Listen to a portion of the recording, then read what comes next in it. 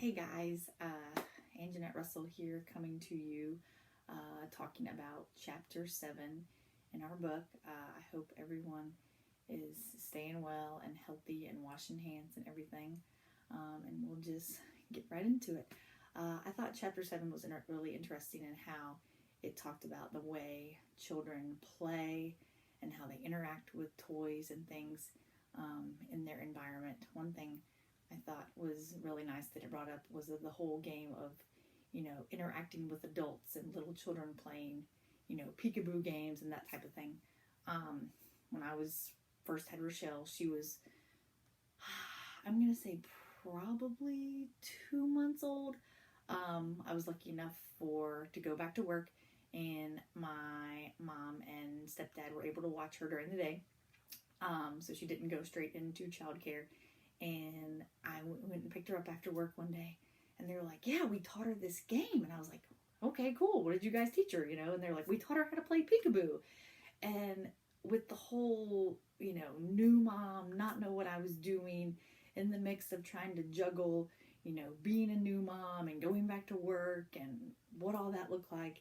And it had never dawned on me in a million years to sit down and play peekaboo with her. And I was just like, I failed as a parent. I'm miserable. Like, no, how could I have done that?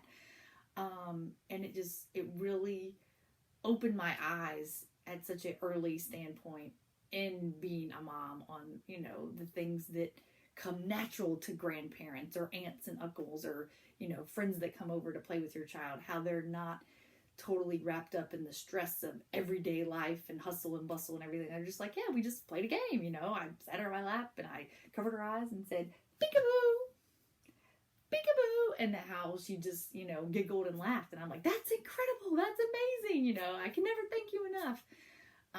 So yeah, I think just taking the time when you're a first time parent, new parent, to, experience those games with your children and play with them. And, it's okay to sit down for 5 minutes and, just kind of relax and be like, okay, let me just hold you and play with you, and we were always very good about reading books to her. We had her home from the hospital for like right at 7 days. And I told Josh, I was like, you're going to hold her and you're going to read her a book. Like, that's what we do. And, but yeah, just having that whole mentality of it's okay to relax and play these games that are natural, and so I was really thankful to my mom and stepdad for doing that for her. But yeah, so that I thought was very interesting. And then another part of the book, another part of the chapter, it talked about how, young children will model what they see and that type of thing. And I kid you not, I've been teaching young toddlers since 2009. Every year I'll have parents come to me and they'll be like, oh, our daughter will take her little baby dolls and she'll take them and she'll lay them down on the floor and she'll start patting their backs. And she is beating the crap out of these little babies. And she's like, man, do her teachers hit her that hard to get her to lay down and take a nap? And I'm like, no, I promise you, we do not beat the children to get them to go to sleep. That's just, they're trying to imitate what they see. And obviously they're not really good at imitating the soft patting. They do more of like, I'm going to beat this baby till it cannot move anymore, a little plastic baby. But yeah, so I think that's very interesting that all children, boys, girls, it does not matter. They will get a little baby, lay it down, usually put a little blanket over it, and just pat it because that's what they see us do every day, day in, day out. Another thing I thought that was kind of interesting in the chapter is that it talked about how most children aren't really engaged with pretend play until over the age of 2. And I have seen things that suggest otherwise because I've seen very, very, very young children around the age of like, I'm going to say 14 to 16 months engage in pretend play. We'll be sitting in dramatic play, and we'll have a banana and we'll pick it up and we'll be like, hello, what are you doing? Okay, Grandpa, sounds great. And then I'll give the child that plastic banana and then they'll hold it to their face and talk, mumble into it, babble, say something into the banana as pretending it's a phone. So I've seen that. I don't know if you've been able to observe it all at the CDL and seen the same thing for yourself. So I thought that was interesting also. And another thing that I think was really fascinating was the whole memory that children have, and like remembering where things are placed and whatnot. And around this time, every year, it never fails, in the young toddler class, we would always learn about dinosaurs. We would start by, getting out plastic dinosaurs and playing with them, with Triceratops and Tyrannosaurus Rex and Stegosaurus and all those. And we'd play with them, and then we'd have a dinosaur egg hunt where the children would have their buckets, and we would hide dinosaur eggs all over the playground, and they would take their bucket and they'd go out and, look for the hidden dinosaur eggs, hidden dinosaur eggs, right? They were always in plain sight, and you could see children, like, they'd be focusing in on one dinosaur egg, and they would totally miss the 5 that were in front of them because they spotted this one from across the playground.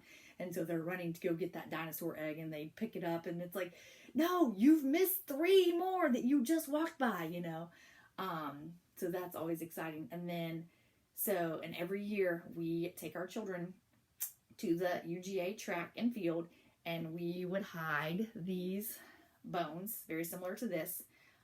This is a bone, I believe, from a cow, maybe? I don't know. Not a human bone. I do know that.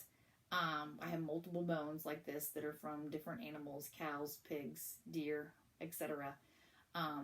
We'd take usually about 15 to 17, 20 bones, and we would bury them up in the sand at the UGA track. And I always counted the bones, so we would know, okay, we found 1, we found 2, we got 10 more to go, etc. And there was one year where I had a bunch of little bones, and there was one that we could not find. And I was freaking out because I'm like, oh, we're going to get in trouble for hiding these bones at the track, and then someone's going to come out here and they're going to have a competition, and someone's going to land on this bone, and they're going to say, the track is shut down, you can never come out here again. And so I told the parents that were with us on this field trip, I said, listen, whoever finds this bone, you will get a week of free tuition. Not really, just kidding. But that was my incentive. And those parents started digging. And I was like, okay, I can't offer you a week's of free tuition, but I can buy you an ice cream from the creamery.